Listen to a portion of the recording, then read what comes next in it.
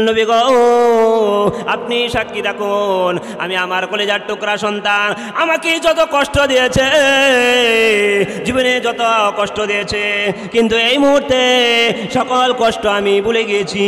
নবী গো আমি আমার আলকামার উপর এই মুহূর্তে রাজি আর খুশি হয়ে গেছি। জোরে বলেন সুবহানাল্লাহ। আমার মুসলমান ভাইরা, মা যখন সন্তানের প্রতি রাজি আর খুশি হয়ে গেল, এক সেকেন্ড দেরি হলো না, আখিরি যমুনার পয়গম্বর এবার রাহমাতুল লিল আলামিন বেলালকে ডেকে ডেকে বললেন, বেলাল রে তাড়াতাড়ি দৌড়ে চলো না, মা সন্তানের প্রতি মুহূর্তে রাজি হয়ে গেছে, খুশি হয়ে গেছে। যা দেখো না তার জবান যে বন্ধ ছিল, তার জবানটা খুলেছে কিনা, তুমি তাড়াতাড়ি দৌড়ে চলে যাও। বেলাল রাদিয়াল্লাহু তাআলা আনহু বললেন, সাহাবীরা রে শুনে নাও, যুবক রে ভালো করে শুনে নাও। বেলাল রাদিয়াল্লাহু তাআলা আনহু বলেন, যখন আমি আলকামার ঘরের দরজায় পৌঁছে গেলাম, সাথে সাথে দেখি আলকামার জবান খুলে গেছে, সে মুখ থেকে কালিমা লা ইলাহা ইল্লাল্লাহ উচ্চারণ করতেছে। জোরে বলেন সুবহানাল্লাহ। আমার মুসলমান ভাইরা, এই আলকামা রাদিয়াল্লাহু তাআলা আনহু মাঝে মা লেখলে শুধু একটা অক্ষর লাগে, সেই মা ক্ষমা করতে দেরি, আলকামা জবানটা খুলতে দেরি নাই। কালিমা পড়তে পড়তে আলকামা রাদিয়াল্লাহু তাআলা আনহু দুনিয়া থেকে চিরদিনের জন্য বিদায় নিয়ে চলে গেছে।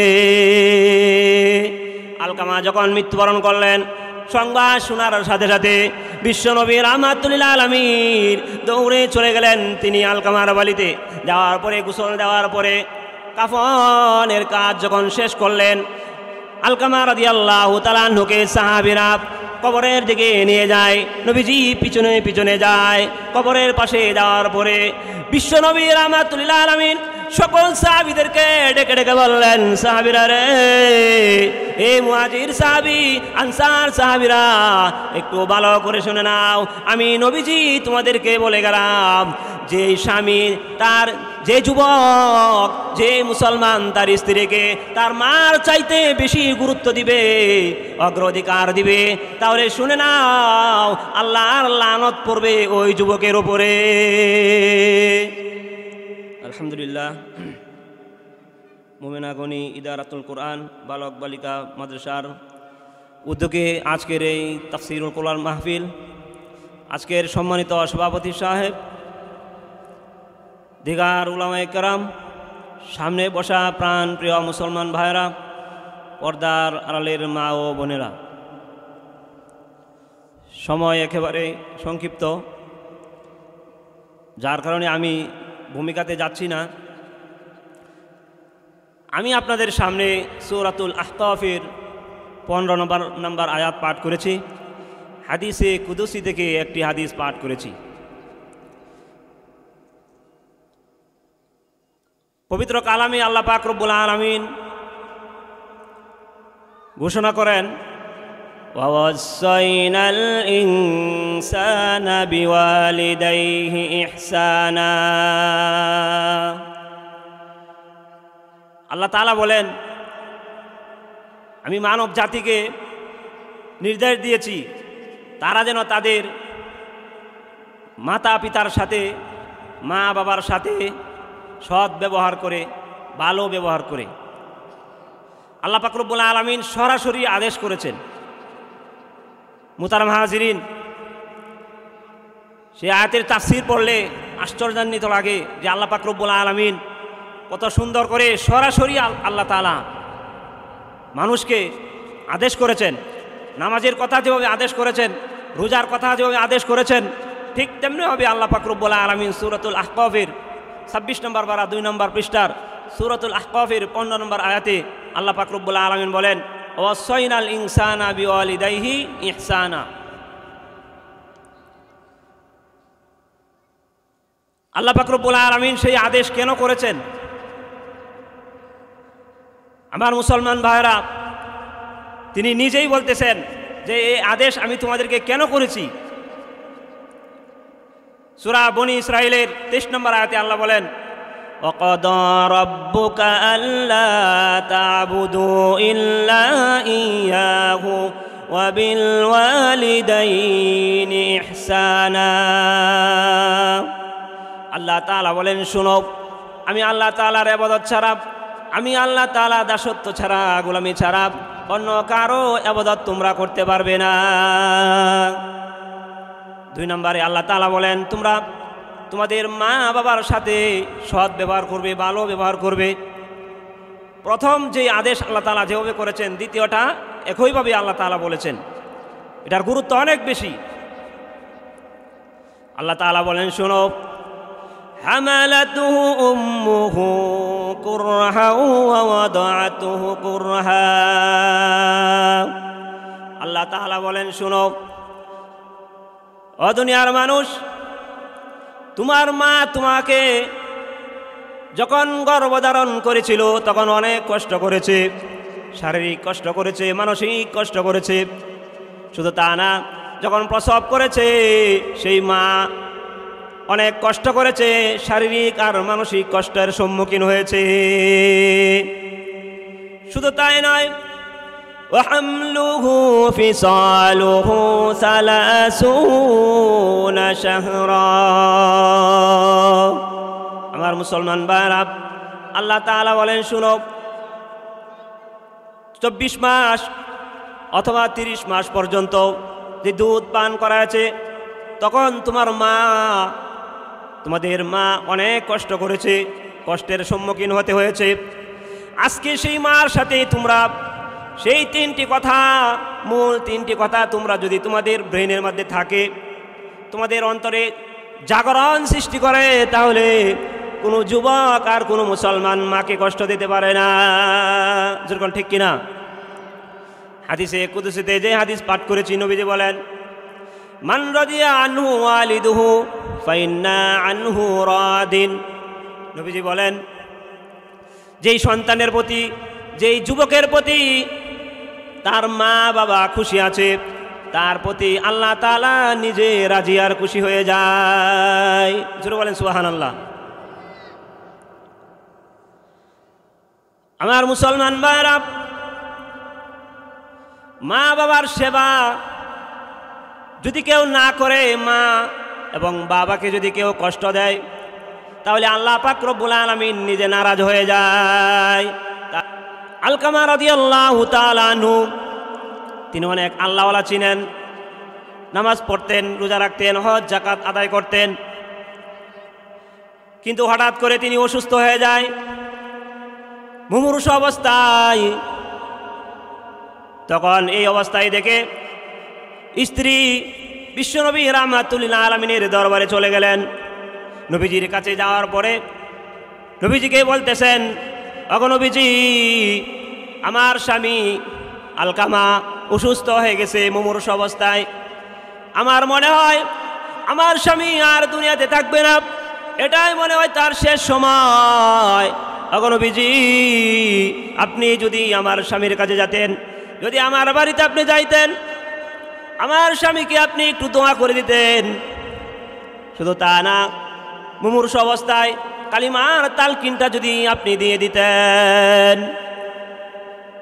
বিশ্বনবী রাহমাতুল লিল আলামিন হযরত বেলাল রাদিয়াল্লাহু তাআলা আনহুকে ডেকে ডেকে পাঠালেন, আলী রাদিয়াল্লাহু তাআলা আনহুকে পাঠালেন, আম্মার রাদিয়াল্লাহু তাআলা আনহুকে পাঠালেন, হযরত সালমান রাদিয়াল্লাহু তাআলা আনহুকে ডেকে পাঠালেন, যে তোমরা যাও, যায় দেখো আমার আলকামার কি অবস্থা।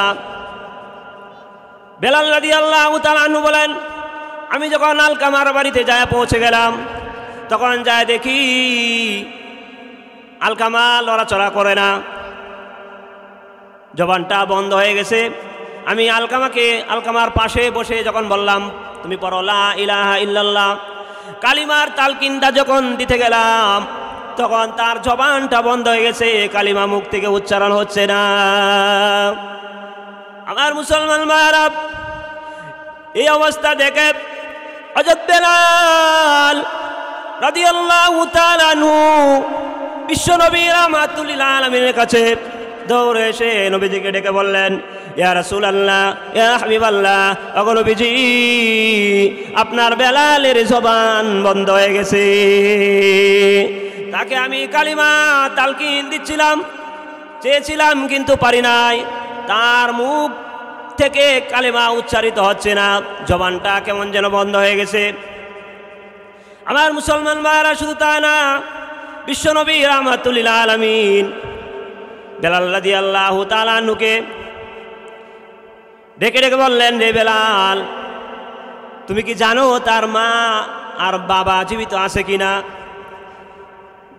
তখন বেলাল রাদিয়াল্লাহু তাআলা আনহু বললেন, ওগো নবীজি, আলকামার বাবা দুনিয়াতে নাই, তার মা জীবিত আছে কিন্তু বৃদ্ধ হয়ে গেছে, লাঠিতে বর করে হাঁটে।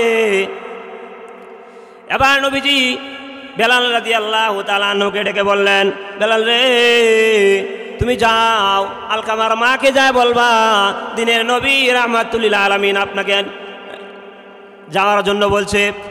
বেলাল রাদিয়াল্লাহু তাআলা আনহুকে সাথে সাথে নবীজি বলে দিলেন, যদি উনি না আসতে পারে তাহলে বলবা যে আমি নবী নিজে যাইয়া তার সাথে সাক্ষাৎ করব।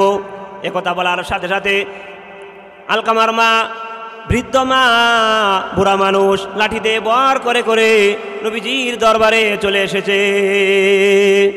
আমার মুসলমান ভাইরা, শুধু তা না,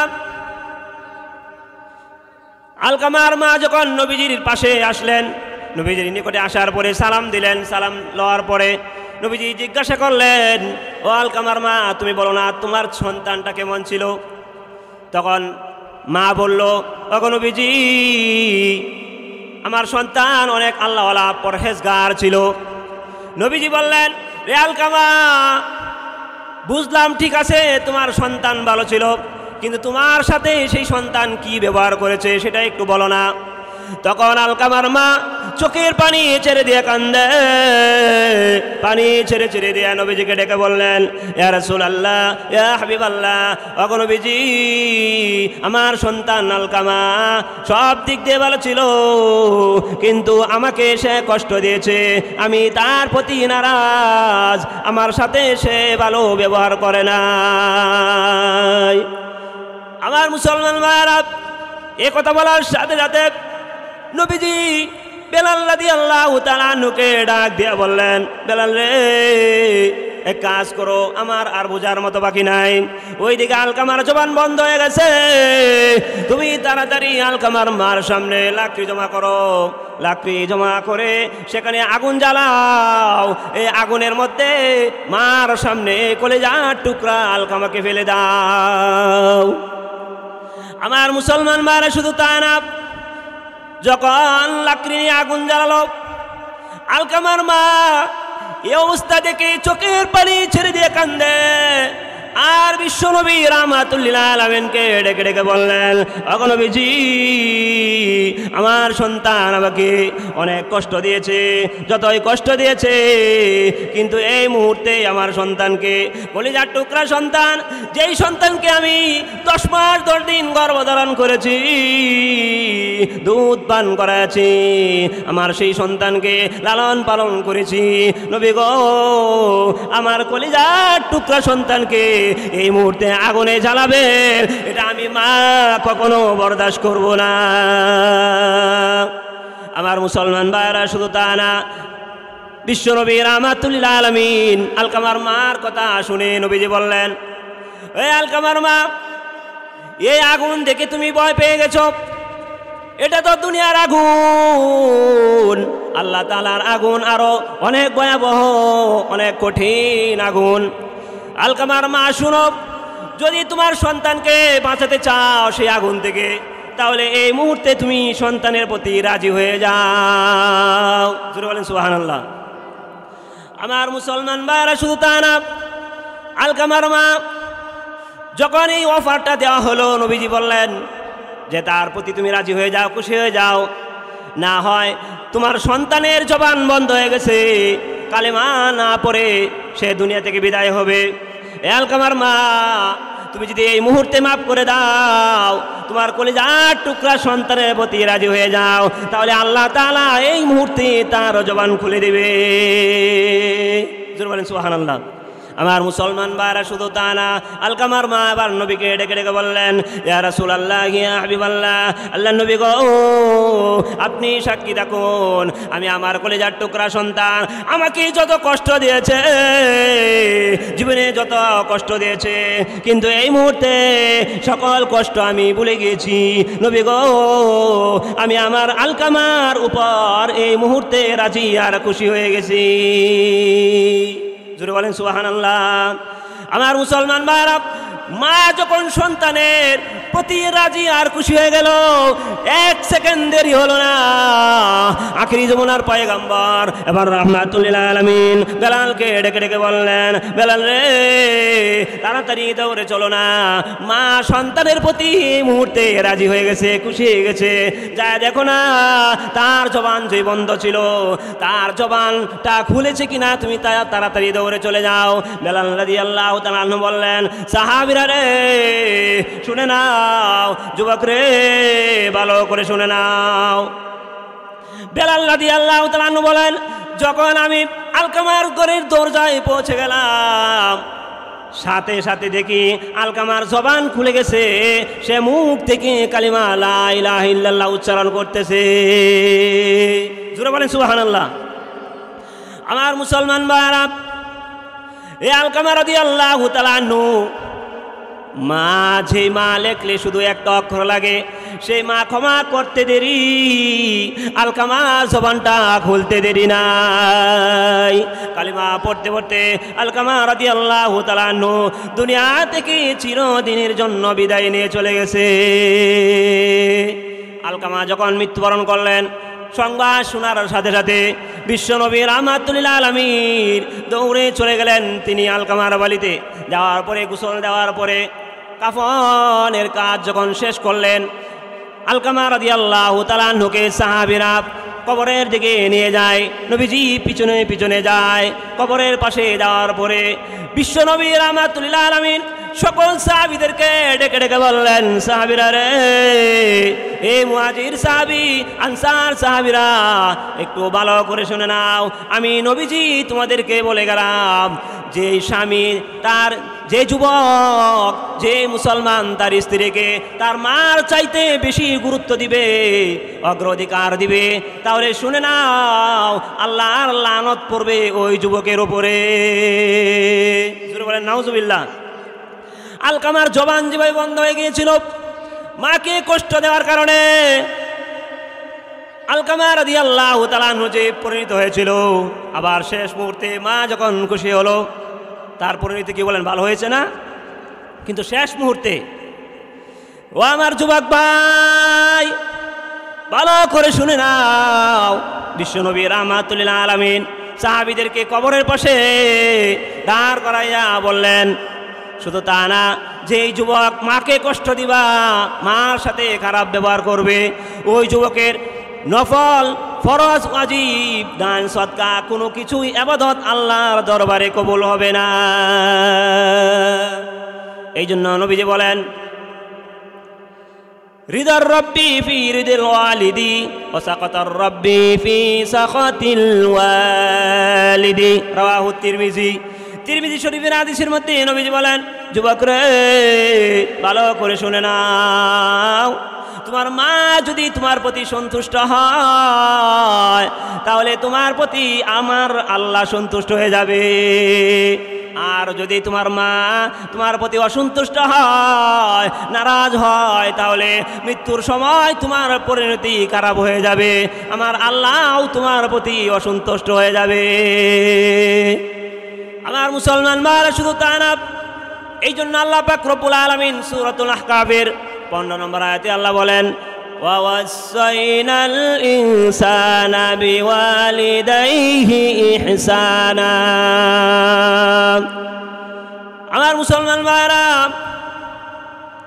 এই পৃথিবীতে যত যুবক রয়েছে, যত মানুষ রয়েছে, সকলের উদ্দেশ্য করে কবি বলেন, খেদমতে মা দর পে দর কুন সুবে শাম, খেদমতে মা দর পে দর কুন সুবে শাম, তাকে বাসি দর দুআলম নে কো নাম, তাকে বাসি দর দুআলম নে কো নাম।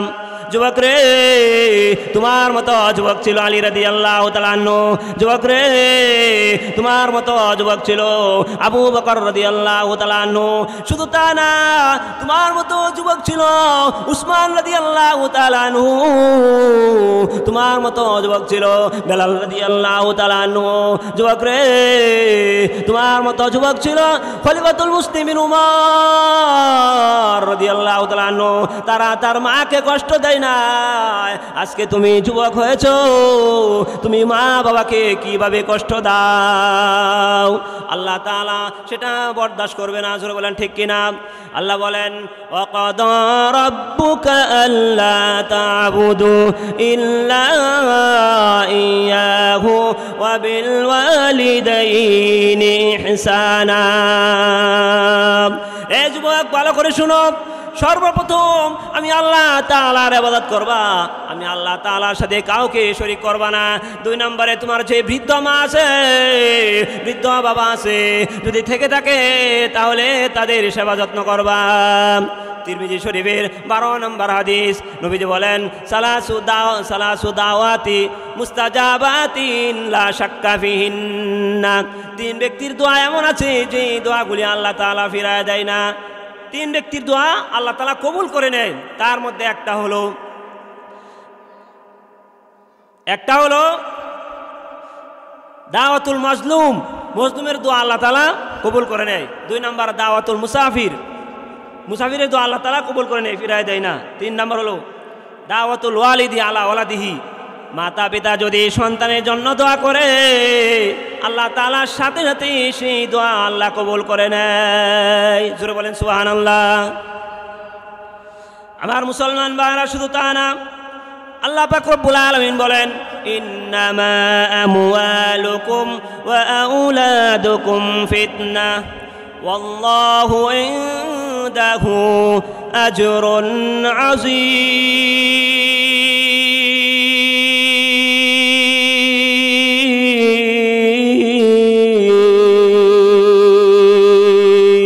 জোরে বলেন আল্লাহু আকবার। এমন রয়েছে, আমি নিজে দেখেছি, তার বৃদ্ধ মা খড়কুটার ওপরে পড়ে থাকে, কোনো বিছানা দেয় না, কাপড় দেয় না, রক্ষণাবেক্ষণ করে না, এভাবেই এই ঠান্ডার দিন পড়ে রয়েছে। যেরকম ঠিক কিনা? আমার মুসলমান ভাইরা, মাকে কাপড় দিবে, বাবাকে কাপড় দিবে, এমন টাকা সন্তানের হাতে নাই। চাকরি করে, সরকারি চাকরি, আর মা শরীরে ভালো উন্নত মানের কাপড় নাই, শীতের দিন। জোরে কোন ঠিক কিনা? আমার মুসলমান ভাইরা, আল্লাহর এক বান্দার একটি ছেলে হয়েছিল। ছেলেটা কিছুদিন পর ছোট থাকাকালীন তার বাবা মারা যায়। মারা যাওয়ার পরে সেই সন্তানের টাইফয়েড জ্বরের কারণে বাবা যখন মারা গেল, কিছুদিন পরে সন্তানের একটা অসুস্থ হয়ে গেল, রোগ হলো। সেই রোগের চিকিৎসা করার জন্যে মা শুধু একা মা আছে, বাবা তো নাই। সেই মা সন্তানকে চিকিৎসা করার জন্য ডাক্তারের কাছে নিয়ে গেল। ডাক্তারের কাছে যাওয়ার পরে ডাক্তার বলল, ও বৃদ্ধ মা, তোমার সন্তানের একটা চক্ষু নষ্ট হয়ে গেছে, তুমি যদি এই চক্ষুটা যদি ভালো করতে না পারো চিকিৎসার কারণে, এই চক্ষুটা যদি নতুন না লাগাও, তাহলে কিছুদিন পরে দ্বিতীয় যে আর একটা চোখ আছে সেই চোখটাও নষ্ট হয়ে যাবে, অনেক পরিমাণে টাকা লাগবে। মা বাড়িতে যায়, যে চিন্তা করে আর একা একা ঘরে বসে কান্না করে, বাবা নাই, ছোটবেলা বাবা মারা গেছে। আমার নবীজির বাবাও তো ছোটবেলা মারা গেছে। যেরকম ঠিক কিনা? মাও মারা গেছে, কিন্তু এই ছেলেটার মা আছে। মা এত টাকা কোত্থেকে আনবে? মা চিন্তা করলো, আমাকে এত টাকা কে দিবে, কার কাছে যাব? আর সেই মা চিন্তা করতে করতে সে প্রস্তুতি নিল, প্রতিজ্ঞা করলো যে আমার যে একটা চক্ষু আছে সেই চক্ষুটা আমার সন্তানকে দিয়ে দেব। আমার মুসলমান ভাইরা, ডাক্তারের কাছে যাওয়ার পরে ডাক্তার বলল, আপনি কি প্রস্তুতি নিয়ে এসেছেন? সন্তানের চক্ষু ঠিক করবেন কিনা, না হয় কিছুদিন পরে আরেকটা চক্ষু যে ভালো আছে দ্বিতীয় চক্ষুটাও নষ্ট হয়ে যাবে। আমার মুসলমান ভাইরা, ওই সন্তানের মা চোখের পানি ছেড়ে ছেড়ে কান্দে আর বলে, ডাক্তার সাহেব আমি কি করব, ছেলের বাবা নাই, আমার একটা চক্ষু আমার কলিজার টুকরা সন্তানকে দান করে দিলাম। আমার মুসলমান ভাইরা, মা চায় না কলিজার টুকরা সন্তান সেই সন্তান মারা যাক, সন্তান কষ্ট করবে।